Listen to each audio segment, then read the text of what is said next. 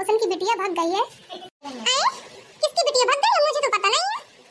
वो अपन चुनिया की बिटिया रहा वही भाग गया है। चुनिया तो बहुत बनत गया है कि वो बिटिया बहुत नीकी है। दूसरे का मजाक बनावत गया है, आज खुद की बिटिया भाग गया। वही तो जमाना बहुत खराब है, आजकल किसी को भी कुछ कहने लायक नहीं है। आजकल के बच्चे मिट्टी का घड़ा है, पता नहीं कहाँ जाके फूटते हैं। ये बात तो सही कह रही हो।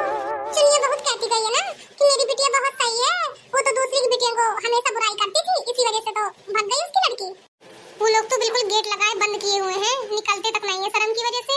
क्या ही किया जाए, ऐसा काम ही किया उसकी लड़की ने। जमाना बहुत बुरा है, बच्चों को आजादी दे दे तो बच्चे ऐसे काम कर जाते हैं। अब बताओ, बच्चों पे विश्वास न किया जाएगा तो किस पे विश्वास किया जाएगा। विश्वास करके लड़की को भेज देती थी कोचिंग, और कोचिंग से ही वहीं किसी लड़के को साथ भाग गई। अब आपकी तो नाक कट गई, नाक मुंह दिखाने को नहीं रह गए। बहुत बुरा लग रहा है उसके लिए, क्या कर सकते हैं। एक बात तो है, अगर माँ बाप मान जाए तो लड़कियां काहे को भागे। पहले माँ बाप मानते हैं, फिर सोचते हैं कि अब भाग गई। मेरा तो ये मानना है, अगर लड़का सही है, नौकरी वोकरी करता है तो कर दो शादी। अगर लड़का कुछ नहीं करता तो फिर काहे को करो शादी। माँ बाप देख के अच्छा ही करते हैं लड़की की शादी। फिर भी लड़कियां पता नहीं प्रेम प्रसंग कर लेती हैं बाहर। एक लड़की ऐसा काम करती है, फिर सारी लड़कियों को भुगतना पड़ता है। फिर कोई अपने माँ बाप अपने बच्चे को घर से बाहर नहीं निकलने देते हैं। वही तो, मेरी भी लड़की रहती है बाहर पढ़ने के लिए, मुझे भी डर लगा रहता है, टेंशन रहती है। मेरे तो सभी परिवार के कहते हैं कि अकेली लड़की को भेज दिया है पढ़ने, पता नहीं भाग भाग ना जाए। पर मेरी बेटी ने मुझसे वादा किया है कि माँ मैं ऐसा कभी काम नहीं करूंगी जिससे मम्मी पापा का सर झुके। किसी विश्वास से उसको भेजे हूँ, और ये सब सुन लेती हूँ ऐसी घटनाएं तो मेरे पेट में जाने कैसा होता है, टेंशन में आ जाती हूँ। पर क्या करूँ, पढ़ाई भी तो जरूरी है। आजकल बच्चे पढ़ती नहीं है, देख रही हो कैसे कैसे कांड हो रहे हैं। कोई फ्रिज में काट के रख देता है, कोई कुकर में उबाल देता है। ये बात तो बिल्कुल सही कह रही हो, आजकल ना लड़कियां सेफ है ना लड़के सेफ है।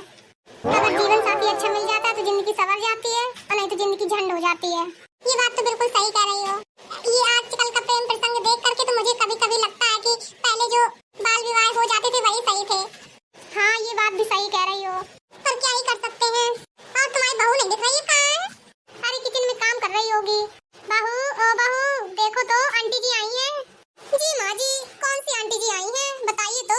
अरे मुन्नी आंटी जी आई हैं, मुन्नी आंटी जी। अच्छा, मुन्नी आंटी जी आई हैं। बहू वहीं से बातें करती रहेगी कि यहाँ भी आएगी, और थोड़ा चाय वाय बना ला, तेरे हाथ की चाय बहुत दिन हुए गए पिए नहीं है।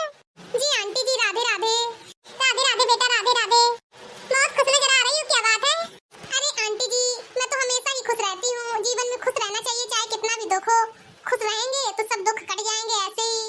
तुम गुणवान होने के साथ साथ समझदार भी बहुत हो।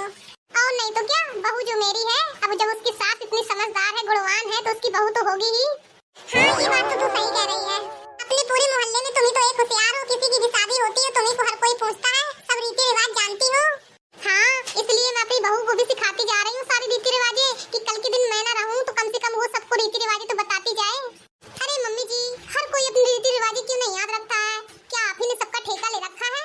आप हो तो चली जाती हो, पर मैं ना जाया करूंगी। लोग अपनी अपनी रीति रिवाजें याद रखें ना, हम किसकी किसकी रीति रिवाजें याद रखें। मैंने तो इसलिए सीखा है ताकि अपने बच्चों की शादी के टाइम पे हमें दिक्कत ना पड़े। कोई भी पूजा हो तो उसमें हम आराम से कर सके, कोई गलतियां ना हो, इसलिए मैंने मम्मी जी से सारा सीख लिया है। हाँ, ये बात तो सही कह रही हो बेटा, तुम्हारी सास बहुत चतुर है। एक बार की बात बताऊं बहू तुझे? जी आंटी जी, बताइए। अपनी पड़ोसी है ना मुन्निया, उसकी लड़की की शादी थी और हलवाई मिला नहीं था। फिर बड़ी मुश्किल से हलवाई एक मिला, उसे ज्यादा खाना नहीं बनाना आता था।